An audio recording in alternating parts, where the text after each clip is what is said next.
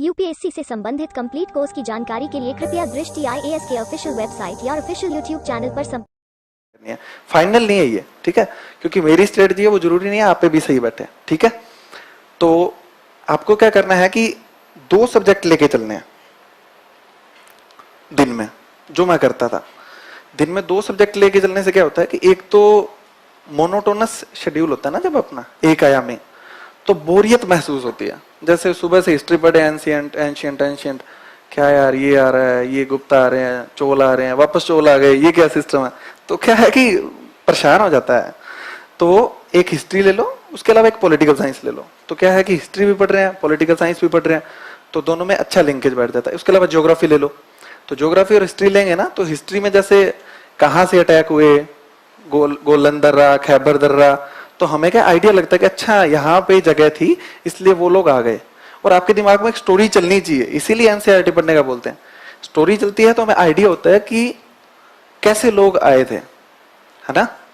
तो इस तरीके से 2 सब्जेक्ट आप लेके चलो। और एक चीज और, जैसे आप रोज खाना खाते हो वैसे 1-1.5 घंटा डेली करंट को आपको देना है, चाहे आप वो न्यूज़पेपर पढ़ें, चाहे फिर ऑनलाइन कोई वेबसाइट खंगालें, या फिर कुछ भी जो आपको लगता है, कुछ मतलब ऑडियो वगैरह कुछ सुनते होंगे, या कोई जिस्ट आते होंगे, जैसे एनालिसिस होते हैं ना अखबारों के, तो वो पढ़ सकते हैं, या फिर कोई न्यूज़पेपर भी पढ़ सकते हैं। लेकिन करना क्या है कि 1-1.5 घंटा आपको करंट को देना ही है। ये बांध लो, जैसे आप टूथब्रश करते हो ना सुबह सुबह, तो वैसे ही आपको अखबार या जो भी करंट का है वो पढ़ना है। ये तो मतलब कंपल्सरी चीजें हैं जो आपको करनी है। 2 सब्जेक्ट लेके चलना है, और जब आप प्रीलिम्स की तैयारी स्टार्ट करें तो 2-3 महीने बाद में, जब आपने मतलब प्रीलिम्स की नहीं, जब आपने यूपीएससी की तैयारी स्टार्ट की, 2-3 महीने बाद में आपका ऑप्शनल पता होना चाहिए कि आपको क्या लेना है। उसकी अगर आपको कोचिंग करनी है तो कोचिंग कर लो, और अगर नहीं करनी है तो सेल्फ आपको पूरा का पूरा तैयार करना है ऑप्शनल, है ना। क्योंकि ये मत सोच के बैठना कि प्रीलिम्स के बाद में ऑप्शनल डिसाइड करेंगे और उसको तैयार करें, इतना टाइम नहीं मिल पाएगा प्रीलिम्स के टाइम पे, है ना। तो ऑप्शनल प्रीलिम्स से कम 3 या 4-5 महीने पहले तक आपका एक बार कवर होना चाहिए। उसके सिनॉप्सिस वगैरह जो भी आप बनाते हो वो सारे तैयार होने चाहिए, है ना। तो ये सब करके फिर आप डेली के 2 सब्जेक्ट लेके चलो। प्रीलिम्स के लिए नोट्स मैं तो नहीं बनाता था, क्योंकि प्रीलिम्स के लिए नोट्स कितने बनाएंगे, प्रीलिम्स में कहीं से भी पूछ सकते हैं ना, कोई अंत थोड़ी है प्रीलिम्स का। तो प्रीलिम्स के लिए नोट मैं नहीं बनाता था। अगर किसी को लगता है कि उसे बनाने चाहिए तो टाइम बहुत ज्यादा लगेगा, बना सकता है, मैं बाइंड नहीं कर रहा किसी को, लेकिन प्रीलिम्स के लिए नोट्स नहीं बनाया जाए तो ही ठीक है ना।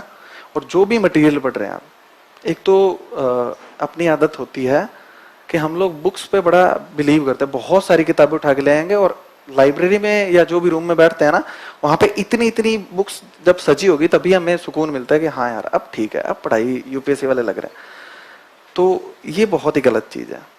बुक्स लेके आओ आप बहुत ही कम, एक तो सारी एक साथ मत लेके आओ कि सारे सब्जेक्ट एक साथ ले और पढ़नी स्टार्ट कर दी, वो बर्डन फील होता है कि इतनी सारी बुक्स कैसे कंप्लीट होगी। आपने ज्योग्राफी स्टार्ट किया, ज्योग्राफी की बुक्स लेके आओ या नोट्स लेके आओ, आपकी कोचिंग के हैं तो उनको कंप्लीट करो पहले, और एक रीडिंग मारते ही दोबारा दूसरी रीडिंग मारो। क्योंकि एक रीडिंग मार के आपने पॉलिटी उठा ली, 15 दिन पॉलिटी में दिए, ज्योग्राफी खत्म, है ना।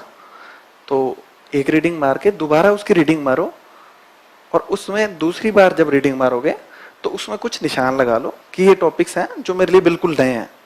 तो उनपे क्या है कि आपको फोकस करना है। उसके वो टॉपिक हैं जो आपको बिल्कुल भी नहीं आ रहे, उनके आप नोट्स बना सकते हो, क्योंकि जो आता है उसके नोट्स बनाना सही नहीं है, क्योंकि वो तो आपको आ ही रहा है, उस पर आप दोबारा लिख रहे हो, टाइम वेस्ट कर रहे हो, है ना। तो ये सब चीजें करनी है। और जब स्टोरी चल रही होती है तो एनसीईआरटी पढ़ते टाइम या नोट्स पढ़ते टाइम नोट्स में से क्वेश्चन बनाया करो, प्रीलिम्स और मेंस के दिमाग में चलने चाहिए।